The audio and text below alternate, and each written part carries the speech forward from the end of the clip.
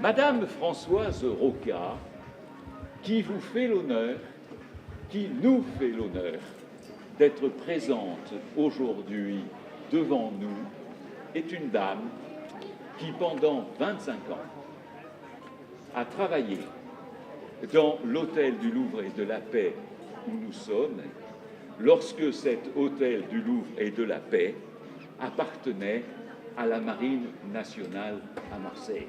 Je demande également à Madame Martine Perron de venir devant vous. Pourquoi?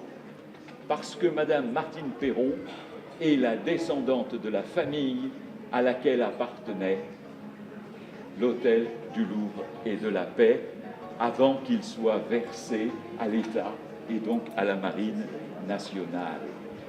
Les frères Roncaiolo font appel à un sculpteur pour la façade. La façade qui est magnifique. Bon. Elle est l'œuvre d'un sculpteur qui s'appelle Ferrat, Marius Ferrat. Bon. Ferrat est feu 2 RA. Son nom est marqué, d'ailleurs est inscrit sur la façade. Bon. C'est le même sculpteur qui a fait, pour ceux qui connaissent bien, évidemment on connaît Aix, hein, la rotonde, la fontaine de la rotonde. C'est le même qui a fait la fontaine de la rotonde. Vous voyez cette magnifique fontaine de la place de la rotonde. Et c'est lui qui est à l'origine donc des cariatides qui représentent, comme vous le savez, les continents. L'Afrique, l'Asie, les Amériques et l'Europe. Et cela est très symbolique parce que dès l'arrivée, le visiteur, qu'il soit touriste, qu'il soit négociant, qu'il soit armateur, qu'il soit français, qu'il soit étranger, qu'il vienne des 4 coins du monde, eh bien, en pénétrant dans l'hôtel Louvre et Paix, reconnaît le symbole du continent auquel il appartient. Marseille dialogue avec l'univers.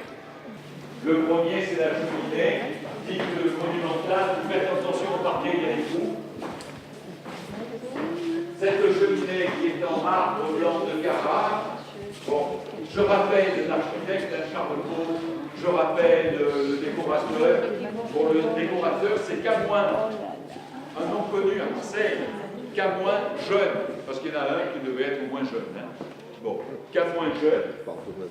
Au centre de la cheminée, on a cet oculus, vide aujourd'hui, et qui à l'époque comportait une horloge, et une horloge dite chryséléphantine, parce qu'elle était d'or et d'ivoire, et elle a malheureusement disparu. Vous allez voir que dans cette pièce, comme dans tout l'hôtel, comme dans sa façade, il y a des symboles maritimes, des symboles qui évoquent la navigation. Vous voyez au-dessus du médaillon central la cour du Louvre. Vous pouvez chercher la pyramide, elle n'y est pas encore. Bon, vous pouvez admirer la beauté de ce visage. Regardez la beauté de ce visage féminin.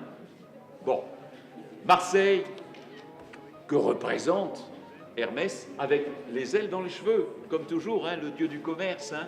Bon, le messager donc des ailes tient un flambeau aujourd'hui brisé, mais le flambeau qui illumine le monde. Et là encore, c'est un symbole. C'est la ville de Marseille, représentée par la déesse, le dieu du commerce, qui rayonne, qui illumine l'univers, le monde entier. Et Hermès, dieu du commerce, ne tient pas dans cette statue le caducée comme on le voit là-haut, dans sa main gauche, mais regardez, tient la bourse du commerce qui est là, avec une position de la main tout à fait originale. Alors fermez les yeux à nouveau, je vais taper sur la bourse, vous allez entendre les écus d'or. Écoutez, gling, gling, gling, vous entendez les écus? Voilà.